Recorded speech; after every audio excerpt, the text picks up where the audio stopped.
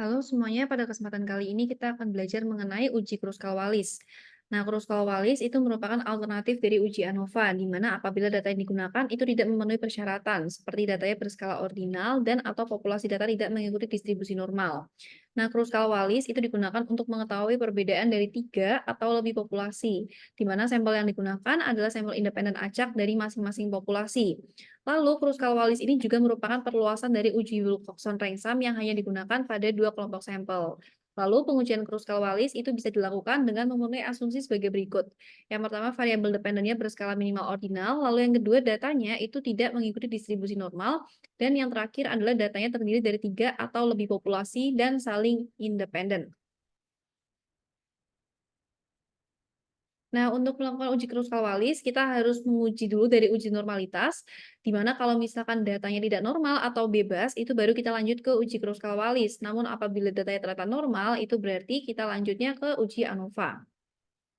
Nah, berarti di sini kita langsung aja ke contoh soalnya. Ada perusahaan Zara, di mana Zara memiliki beberapa toko di mal-mal Jakarta, antara lain ada di Senayan City, Plaza Senayan, Grand Indonesia, dan Plaza Indonesia. Lalu dengan menggunakan tingkat keyakinan atau kepercayaan sebesar 90%, di sini Zara ingin mengetahui apakah terdapat perbedaan penjualan unit produk yang signifikan antar keempat mal di Jakarta. Namun sebelumnya ujilah distribusi dari data yang telah dikumpulkan. Lalu berikut ini merupakan data penjualan Zara pada keempat mal di Jakarta.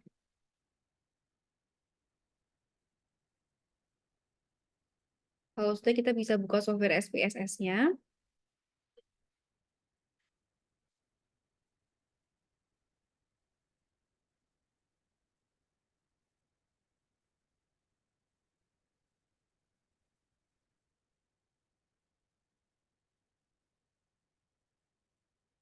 Langkah pertama, kita akan melakukan uji normalitas terlebih dahulu. Kita bisa memasukkan nama variabelnya di variabel view. Yang pertama ada mall dan ada penjualan.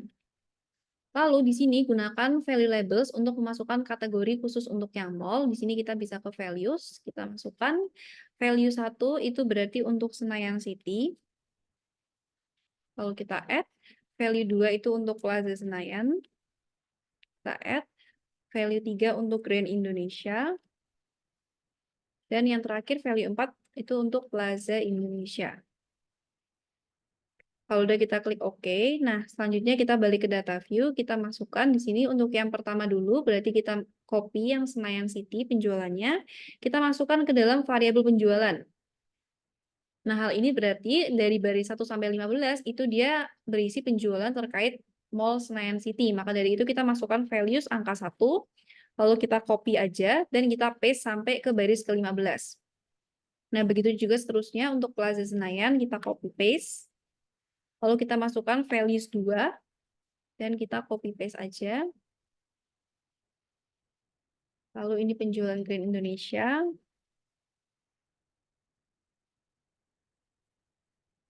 Kita masukkan. Lalu Plaza Indonesia.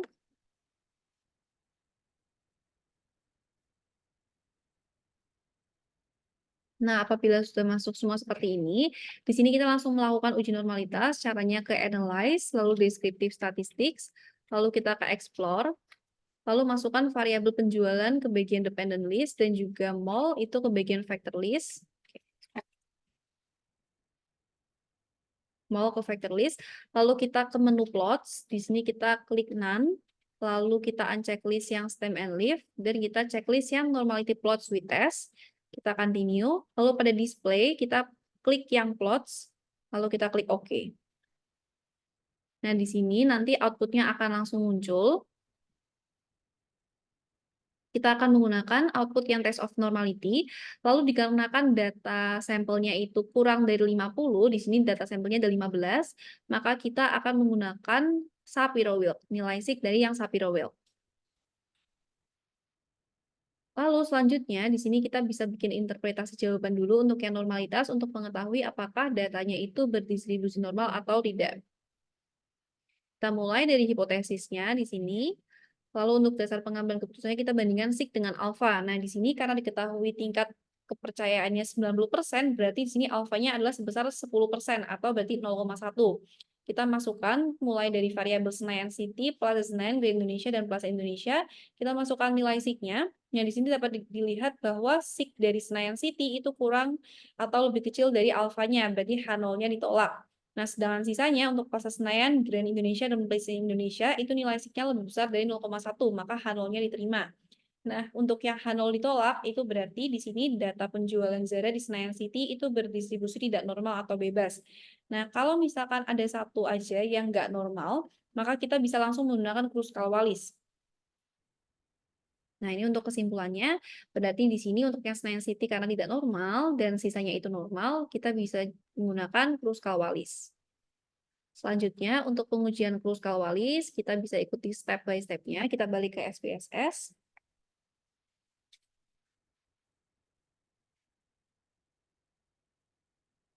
Lalu kita klik menu Analyze, lalu ke Non-Parametric Test, kita ke Legacy Dialogs, dan ke Key Independent Samples. Lalu di sini masukkan variabel penjualan ke test variable list, dan grouping variabelnya kita masukkan 0. Lalu define range-nya, di sini kita ketik sesuai dengan jumlah kategorinya. Di sini jumlah kategorinya ada 4, berarti kita masukkan minimum 1 dan maksimumnya itu 4. Lalu kita klik Continue, terus kita klik OK. Nah, di sini akan muncul output-nya, yang akan kita baca adalah Kruskal-Wallis-nya dan juga SIG-nya.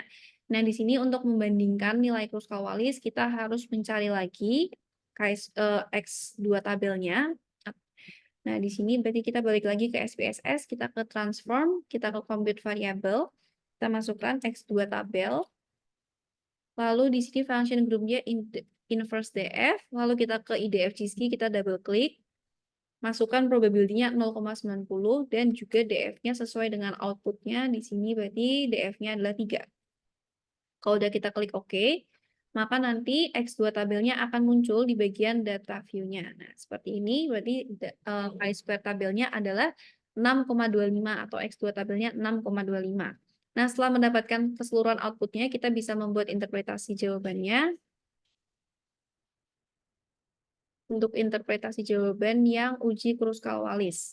Di sini masih sama, mulai dari hipotesis, lalu dasar pengambilan keputusannya kita bandingkan SIG dengan alfa dan X2 hitung dengan X2 tabel.